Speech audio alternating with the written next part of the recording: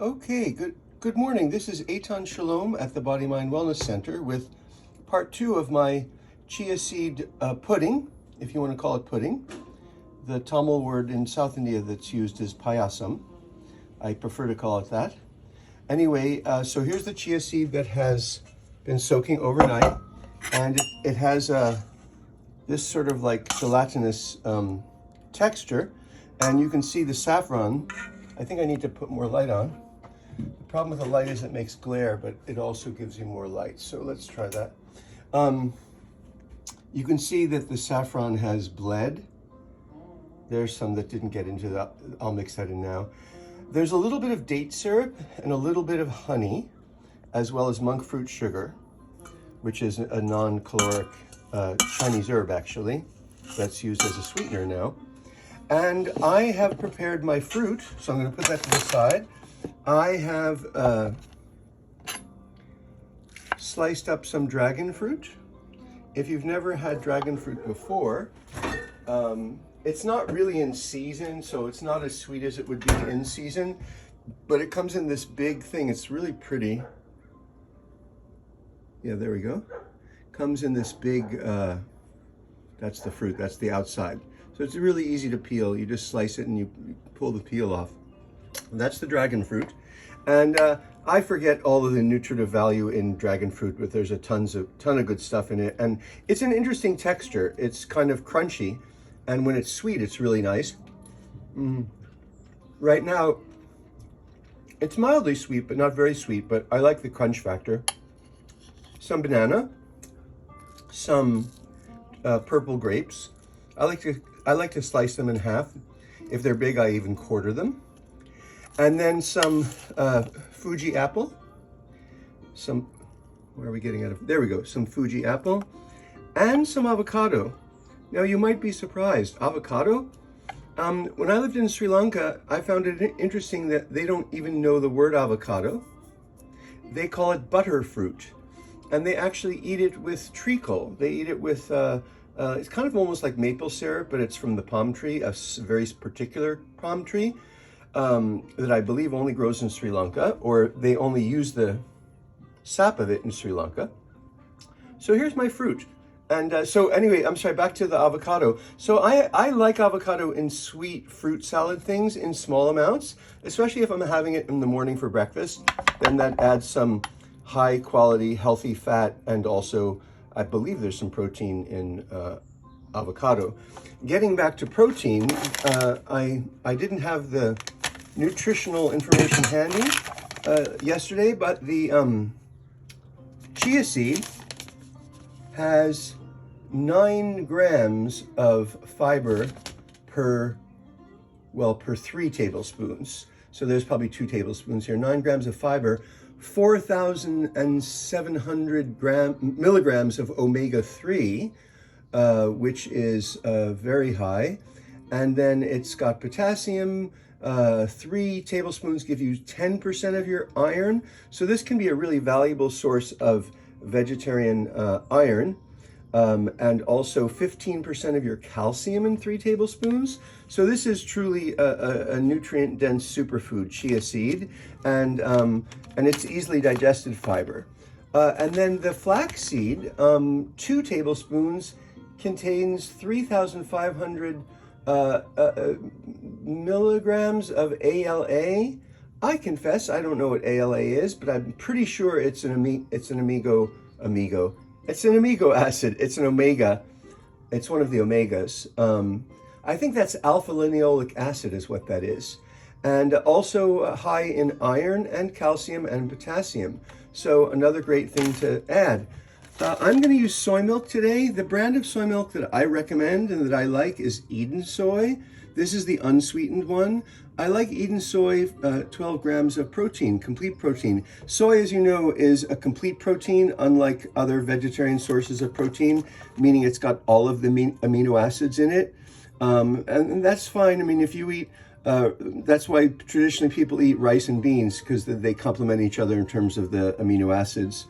The other thing why I like this is it's all non-GMO soy, and soy is also very high in a bunch of good things. Healthy fat, obviously.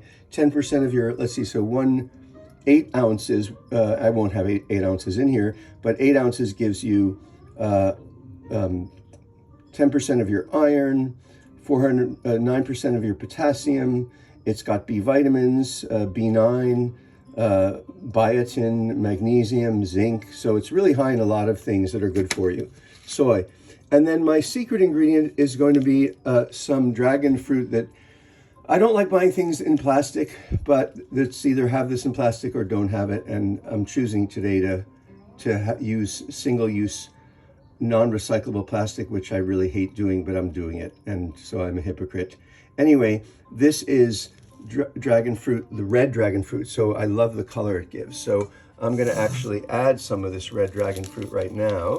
A little bit goes a long way. And, you know, in Brazil, they eat this dragon fruit. I think they eat like on ice or something as a sweet. Besides the soy milk, other things you can add are coconut milk. I have a little bit of coconut milk left, so I'm going to add that. The coconut milk gives it a really nice fragrance and rich flavor. So I'm going to have trouble mixing this with my hand, but I have to mix this up first. And this will give this beautiful pink color to the dish. And I might add a little bit more. I'm going to add a little bit more. I think I'll go with the whole pack. All right.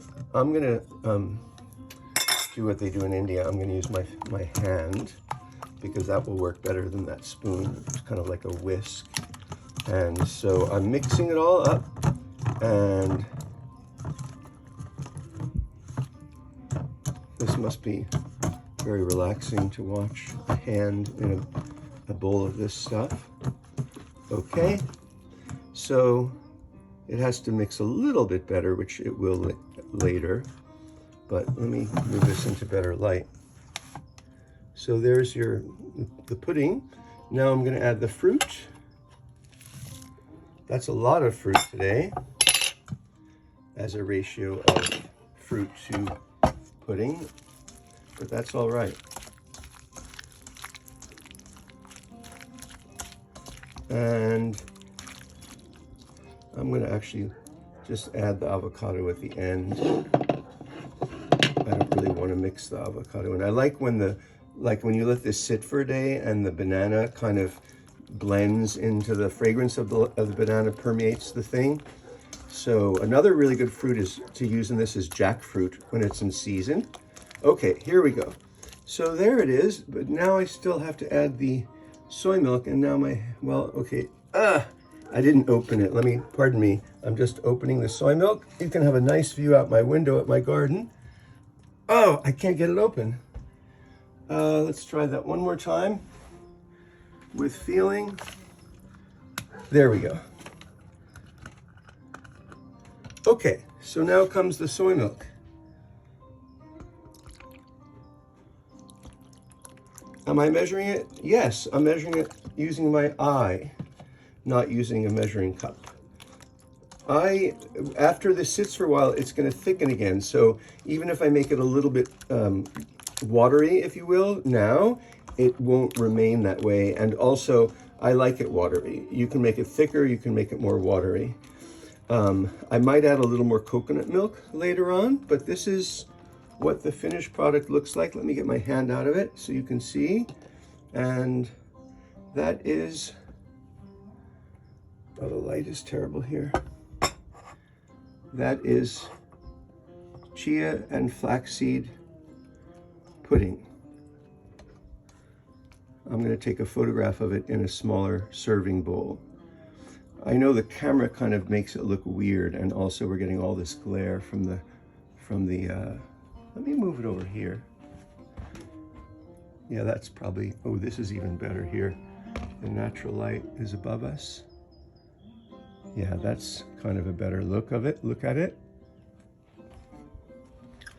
You know, and if you're serving this to your kids for dessert, you know, you can add more sweetener. I didn't put any coconut sugar in it because I used the date syrup and the honey, but you know, there's lots of things you could sweeten it with, and You know, the thing is with sweetening things yourself, you don't have to make them sickeningly sweet.